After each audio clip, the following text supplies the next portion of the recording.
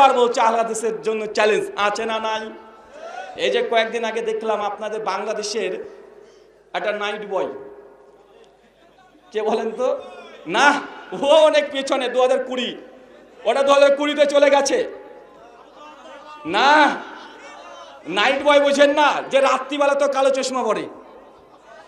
কে খুঁজেন তো ভাই, কে পরে রাত্রিবেলা তো কালো চশমা? আরে ভাই, দিনের বেলায় কালো চশমা পরতে হয় সূর্যের রোদ থেকে বাঁচার জন্য। কিছু কিছু ব্যক্তি আছে তবে রাত্রিবেলাতে কালো চশমা পরছে, একদম গরম গরম বক্তৃতা দিচ্ছে, আছে না নাই? ও বারবার চ্যালেঞ্জ করছে যে আমাদের সঙ্গে বসো, আমাদের সঙ্গে বসো। আরে ভাই, আমরা ওদের সঙ্গে বসতেও চাই না। তারা এমনভাবে ফতোয়া দিয়ে বলছে যে আহলে হাদিসের মেয়ের সঙ্গে বিয়ে দেওয়া হারাম, সালাম দেওয়া হারাম, মুসাফা করা হারাম, এতে মসজিদ আস্থানাকে ভেঙে গুড়িয়ে দেওয়া হোক। ভাই, এই দাবি করছে কি করছে না?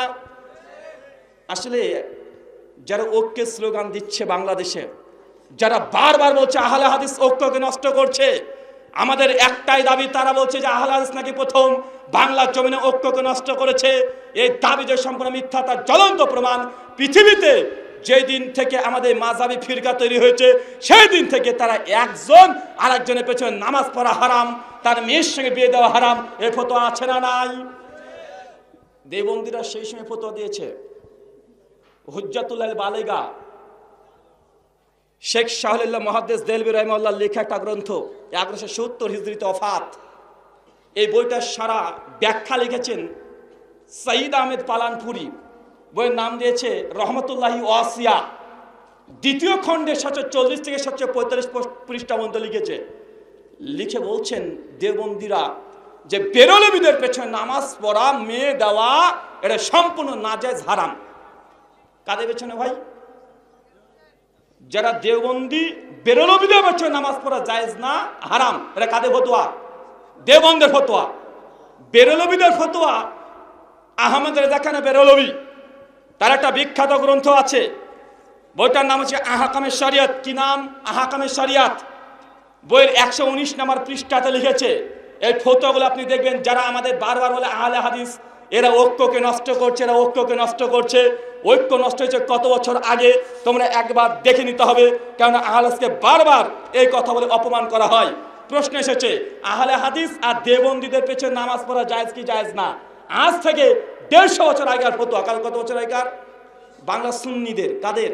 বাংলা সুন্নিদের। তারা ফতোয়া দিয়ে বলছে, দেখেন পৃষ্ঠা নম্বর 19 আর ফতোয়া নম্বর 44 বলছে, আহলে হাদিস এবং দেওবন্দীদের জবাইকৃত প্রাণী মাংস কি হালাল না হারাম? একটা প্রশ্ন, জবাব দিচ্ছে দেখেন। জবাই শুদ্ধভাবে হলে মহিলাদের জবাইকৃত পশু বৈধ, 1। 2, ইহুদিদের জবাইকৃত পশু হালাল যদি আল্লাহর নামে জবাই করে। কাদের ফতোয়া বলেন তো ভাইজান? গরম সুন্নি। কাদের কথা বলেন? গরম সুন্নি। 3, অনুরূপ নাসারা মানে খ্রিস্টান জবাইকৃত পশু হালাল, মানে খ্রিস্টানরা যদি কোনো প্রাণীকে আল্লাহর নাম নিয়ে জবাই করে, এটা হালাল। যদি সূরা মাইদাতে আছে এই আয়াত, 3 নম্বর আয়াতে আছে। এবার বলছে নেচারি প্রকৃতবাদী যারা বর্তমানকালে নব্য নাসারা, তাদের জবাইকৃত পশু হালাল নয়।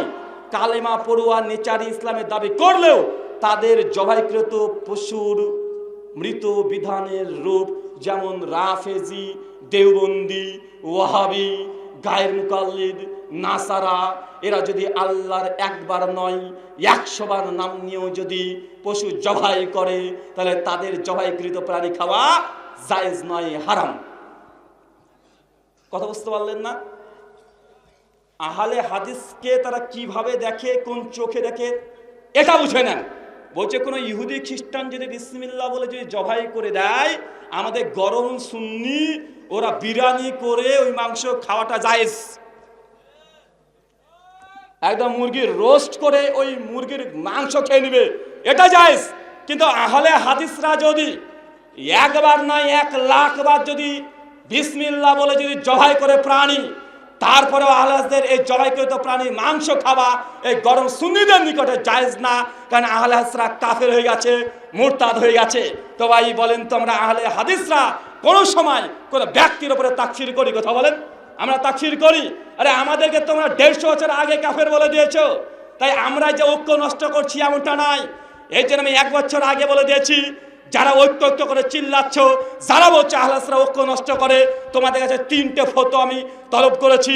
শুধুমাত্র এনাতুল্লাহ আব্বাসী একে গিয়ে বলবেন যে দেওবন্দীদের পেছনে নামাজ জায়েজ না, এই ফতোয়া দেন, জায়েজ ফতোয়া দেন। আর দেওবন্দীদের মেয়ের সঙ্গে বিয়ে করা জায়েজ ফতোয়া দেন। আর দেওবন্দীদের মাদ্রাসায় ডোনেট করা, দান করা, এটা জায়েজ ফতোয়া দেন। তাহলে বোঝা যাবে ঐক্য কোথায় থাকে।